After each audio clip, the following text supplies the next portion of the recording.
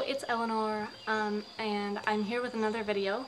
You might be able to hear some background noise. It's music from the temple down the street.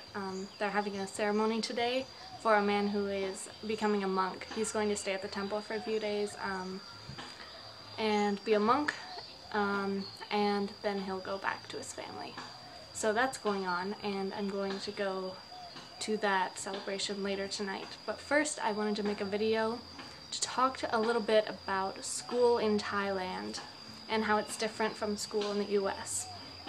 The first big difference is that Thai school is structured a little bit differently. Instead of having kindergarten, elementary school, middle school, and high school like the US, Thai school has kindergarten, primary school, and secondary school. Primary school lasts for 6 years, and secondary school is also 6 years. So the schools in Thailand tend to be pretty big, the secondary schools at least. They're pretty big.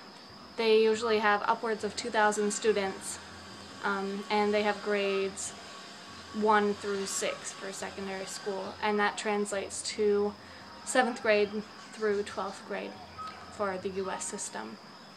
The second big difference between US schools and Thai schools is that in Thai school you will stay with the same group of kids all day.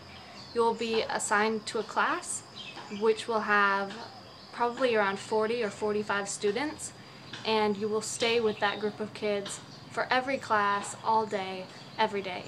You will learn all your subjects with them, unless you take special classes, which you can as an exchange student. As an exchange student, you have a lot more options because Thai kids can't really pick what courses they want to take, but you can. You can choose to take cultural classes, special Thai language classes, things like Thai dancing, boxing, art, music. There are a lot of choices for you as an exchange student. But you can also stay with the Thai kids for most of the day, which is what I did.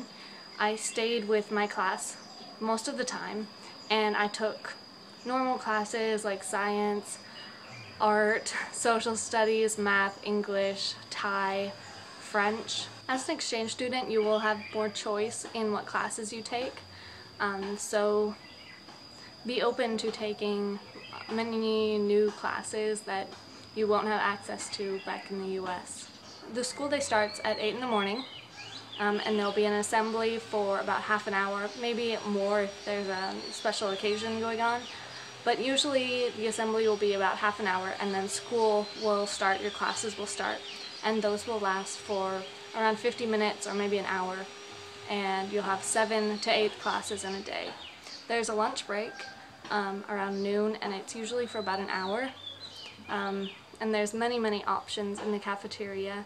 Lunch is really cheap. It's only around $1 for a plate of food, and there are lots of different options, and it's all delicious. School probably ends around 3:30, or if you have an 8th period class, it'll go until 4:30 or 5. And a lot of kids study extra classes after school. They're usually not at school, but they're at special tutoring schools in the area. And your host siblings might do extra classes if you have host siblings. A lot of my friends this year studied extra class after school and on the weekends. In a lot of ways, Thai school is pretty different from school in the US, but it's also pretty similar. Of course, kids are similar all around the world, and you'll be able to make friends and make great connections with the kids in your class and just other kids at school. I was able to make friends with many people in my class and in other classes and in other grade levels, and I met a lot of people at school. It was a highlight of my exchange year. So I know if you're an exchange student coming to Thailand, you'll have a great time at school.